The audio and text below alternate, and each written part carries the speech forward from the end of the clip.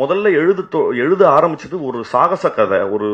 ஒரு adventurous film எழுதணும் அப்படின்னு நினைச்சோம். சரி, என்ன அட்வென்ச்சர் எழுதலாம் அப்படின்னு பார்க்கும்போது ஒரு மலையில இருந்து தங்கத்தை திருடிட்டு வர்றது, கொள்ளையடிக்கிற மாதிரியான படம் எழுதலாமா, கவுபாய் ஃபில்ம் எழுதலாமா, ஆக்ஷன் அட்வென்ச்சர் எழுதலாமா அப்படின்னு யோசிச்சு ஒரு லெவலுக்கு அப்புறம் சலிச்சு இன்னைக்கு தேதிக்கு ஒரு குடும்பத்தை நடத்துறதே பெரிய அட்வென்ச்சர் தான், அதை எழுதுவோம் அப்படிங்கிற மாதிரி பேசி அத ரொம்ப ரொம்ப சரிவர ரொம்ப தட்டையான ரைட்டிங்கா இல்லாம ஒரு சராசரியா 25,000 ரூபாய் 30,000 ரூபாய் வாங்குற ஒரு குடும்பஸ்தனுக்கு இன்னைக்கு இப்ப பொங்கல் முடிஞ்சிருக்குன்னா வீட்டுல எல்லா சொந்தக்காரங்களும் வந்திருக்காங்களா, அவங்களுக்கு துணிமணி எடுத்து கொடுக்கணும், நிறைய விஷயங்களுக்கு காசு ஸ்பெண்ட் ஆயிடும்.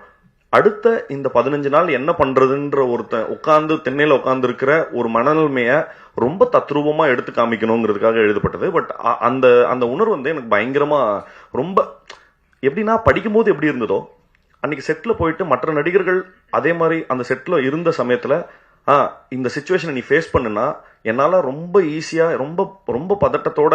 அவங்களோட மனநிலைமைய உணர முடிஞ்சது. நிச்சயமா பாக்குற ஆடியன்ஸ் எல்லாருக்குமே அதே அவங்களுடைய நிலைமையை பார்த்து அவங்களே சிரிச்சுக்கிறதுக்கும் நிறைய சமயங்கள்ல கண் கலங்கிறதுக்கும் இந்த படம் வந்து நிச்சயமா உங்களுக்கு அதுக்கான வாய்ப்பை ஏற்படுத்தி கொடுக்கும் அப்படிங்கிறது என்னோட நம்பிக்கை.